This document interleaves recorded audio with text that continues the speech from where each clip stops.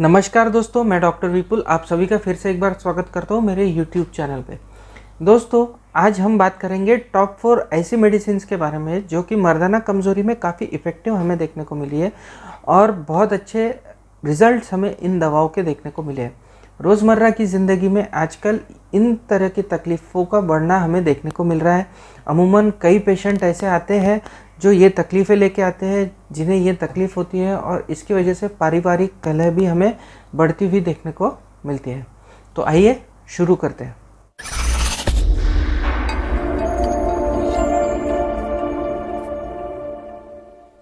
दोस्तों, हमारा टॉपिक शुरू करने से पहले आप सभी से अनुरोध है कि आप अगर ये मेरा चैनल पहली बार देख रहे हैं, अभी तक आपने ये सब्सक्राइब नहीं किया है चैनल, तो प्लीज़ नीचे दिए हुए लाल बटन को सब्सक्राइब ज़रूर कर दीजिएगा और बेल आइकन को भी दबा दीजिएगा, जिससे कि मैं जब भी कोई नया वीडियो अपलोड करूँ तो आपको तुरंत उसकी नोटिफिकेशन मिल जाए।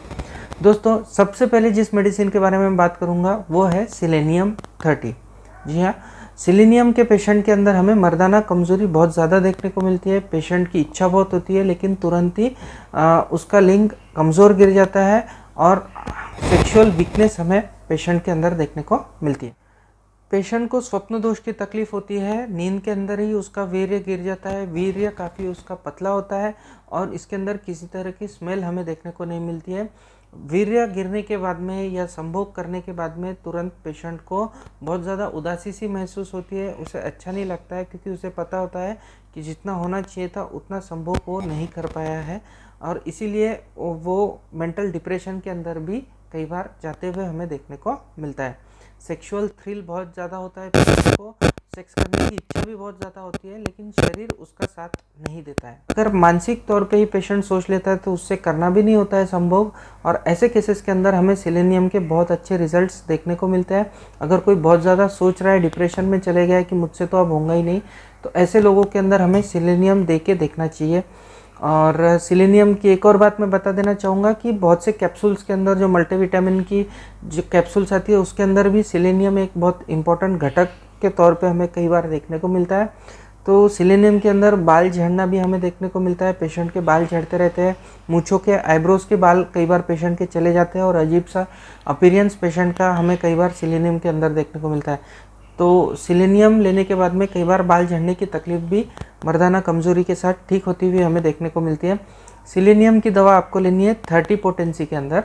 सेलेनियम 30 ये आपको लेना है 5-5 बूंद सुबह शाम डायरेक्ट ज़ुबान पे डाल लेना है 15-20 मिनट पहले और बाद में दवा के कुछ लेना नहीं है। और आपको 1.5 से 2 महीने तक कंटिन्यूसली ये दवा लेना है, जिससे कि जो अंदर की कमज़ोरी है वो पूरी तरह से निकल जाए और जो स्टेमिना है वो धीरे धीरे बढ़ जाए। दोस्तों, हमारी अगली दवा है एग्नस कैस्टस। एग्नस कैस्टस ऐसे लोगों के लिए जो जब स्कूल कॉलेजेस में रहे थे, इन्हें बहुत गलत आदतें रही है, इन्होंने बहुत ज़्यादा अय्याशी की है, इन्होंने बहुत ज़्यादा हस्तमैथुन किया है और अब जब उनकी शादी हो रही होती है तब उन्हें शारीरिक तौर पे उनका शरीर कमज़ोर सा लगता है। उन्हें पता चल जाता है कि अब ये शायद ठीक तरह से संभोग नहीं कर पाएंगे। तो ऐसे लोगों के अंदर हमें एग्नस के बहुत अच्छे रिजल्ट्स। इसका पेशेंट कई बार लैट्रिन करने जाता है और वहीं पे उसके प्रोस्टेटिक फ्लूइड का डिस्चार्ज हमें देखने को येलो कलर का डिस्चार्ज कई बार पेशेंट के लिंग में से हमें निकलता हुआ देखने को मिलता है और पेशेंट के अंदर बहुत ज़्यादा कमज़ोरी हमें देखने को मिलती है। धीरे धीरे ये कमज़ोरी बढ़ जाती है। आप इमेजिन कीजिए कि ऐसा शख्स जिसने यंग एज में तो बहुत ज़्यादा अय्याशी की है, लेकिन अब जब उसकी शादी हो रही है, नई नवेली सुंदर सी दुल्हन उसके घर में आई है और वो जब परफॉर्म नहीं कर पाता है तो उसकी कंडीशन क्या होती होंगी। तो इस सिनेरियो के अंदर हमें एग्नस कैस्टस देना चाहिए, तो उसकी जो खोई हुई ताकत है, खोई हुई कमज़ोरी है, वो उसे वापस मिल जाती है और उसके इम्प्रूवमेंट हमें देखने को मिलते हैं। एग्नस कैस्टस को भी हमें 30 पोटेंसी में ही लेना चाहिए। 30 पोटेंसी की दवा आपको 5-5 बूंद सुबह शाम आधा कप पानी में लेना चाहिए और इसको आपको लंबे समय तक लेना है, 1.5, 2, 3 महीने तक के लेना है। धीरे धीरे जो पहले जो शक्ति थी वो शक्ति फिर से पेशेंट को प्राप्त हो सकती है ये दवा लेने के मिलती है। दोस्तों, हमारी तीसरी मेडिसिन है स्टेफिस एग्रिया। स्टेफिस एग्रिया ऐसे लोगों के लिए जो कि बहुत ही शर्मीले किस्म के लोग होते हैं, ठीक तरह से खुद की तकलीफ़ भी हमें नहीं पता पाते हैं। स्टेफिस एग्रिया यूजुअली जब हम हिस्ट्री लेते हैं तो हमें पेशेंट के अंदर देखने को मिलता है कि पेशेंट बहुत ज़्यादा जो इमोशन से एक्सप्रेस नहीं कर पाता है, खुद के मन के अंदर दबा के रखता है। अगर कभी किसी के साथ झगड़ा हुआ है, खासकर कोई सबॉर्डिनेट ने या कोई बेटे ने, बच्चे ने, जो उम्र में या ओहदे में पेशेंट से छोटा है, ऐसा अगर किसी के साथ वाद विवाद हो जाए और उसने पलट के जवाब दे दिया, तो ये खुद होके तो जवाब देंगे नहीं पेशेंट, लेकिन मन में इनके ज़रूर एक खंत सी रह जाती है। मन में ये सोचते रह जाते हैं कि अगर काश मैं बोल देता तो अच्छा होता, लेकिन ये मन में दबा लेते हैं, खुद के इमोशंस को कंट्रोल कर लेते हैं, लेकिन फिर बाद में इन्हें तकलीफ होती है। ये एबनॉर्मलिटी है। नॉर्मली होता यह है कि अगर हमारा किसी से वाद विवाद हो जाए तो या तो हम बोल देंगे जो भी हमें बोलना है, या फिर अगर नहीं बोलेंगे तो उस चीज़ को वहीं छोड़ देंगे और हम हमारी ज़िंदगी में आगे बढ़ जाएंगे। लेकिन स्टेफी सेग्रिया का पेशेंट ये नहीं कर पाता है। तो इस तरह की हिस्ट्री अगर पेशेंट के अंदर देखने को मिलता है, या इस तरह के किसी इंसिडेंट्स के बाद पेशेंट ठीक तरह से संभोग नहीं कर पाता है, उसे शारीरिक कमजोरी महसूस होती है, वो खाना पीना छोड़ देता है, तो हमें स्टेफी सेग्रिया के बारे में ज़रूर सोचना चाहिए। स्टेफी सेग्रिया के पेशेंट के अंदर हमें पेशेंट का वज़न भी कम होता हुआ देखने को मिलता है, पेशेंट दुबला पतला सा हो जाता है, पेशेंट के आंखों के अराउंड हमें काले सर्कल्स देखने को मिलते हैं, डार्क सर्कल्स पेशेंट के आंखों के अराउंड हमें देखने को मिलते हैं।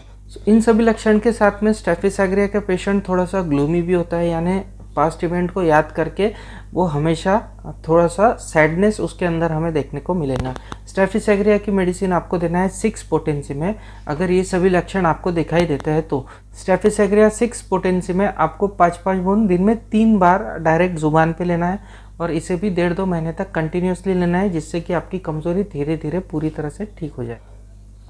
लास्ट रेमेडी जो सबसे अहम है और जिसके सबसे अच्छे रिजल्ट्स हमें देखने को मिलते हैं वो है कैलेडियम।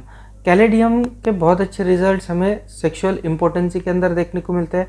कैलेडियम के पेशेंट को भी यंग एज के अंदर गलत आदतें लग जाती है, जिसकी वजह से उसकी एज जो है समय से पहले ही हमें ज़्यादा हुई हुई देखने को मिलती है। यानी अगर आप कोई कैलेडियम का पेशेंट आपके पास आता है जिसकी उम्र एक्चुअल उम्र 25 साल है, लेकिन आप अगर उसे देखेंगे तो आपको लगेगा कि कोई 32-33 साल का ये नौजवान के जो पेशेंट होते हैं उनके अंदर जो लिंग होता है वो हमें थोड़ा सूजा हुआ देखने को मिलता है, पफ देखने को मिलता है, थोड़े से लाज हमें देखने को मिलता है, लेकिन पूरी तरह से ठंडा इसका लिंग हमें देखने को मिलता है।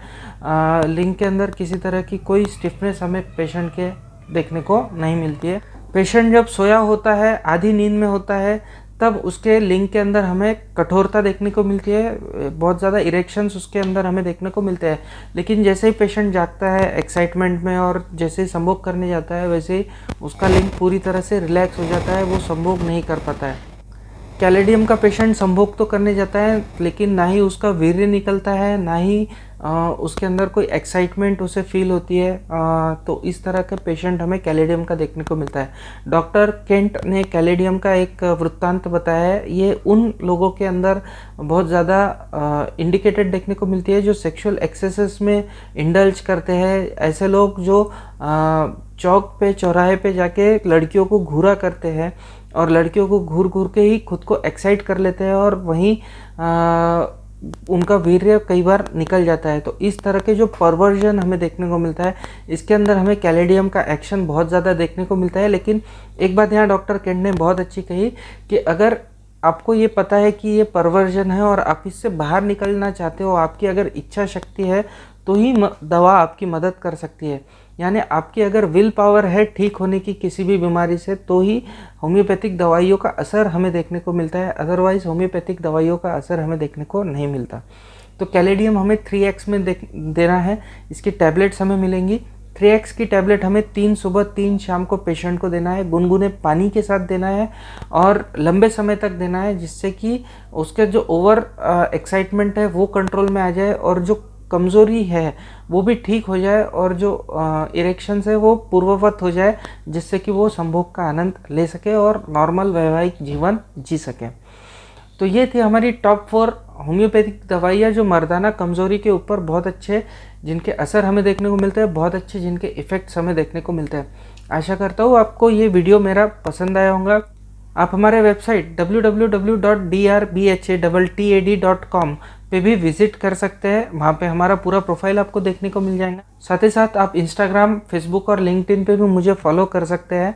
कंटिन्यूसली दवाइयों का सेवन कीजिए। आपको किस तरह के इफ़ेक्ट देखने को मिलते हैं ये मुझे कमेंट सेक्शन में आके ज़रूर बताइएगा, और मैं आपको वादा करता हूँ कि ये इन दवाइयों से आप ज़्यादातर लोगों को आराम मिल जाएगा।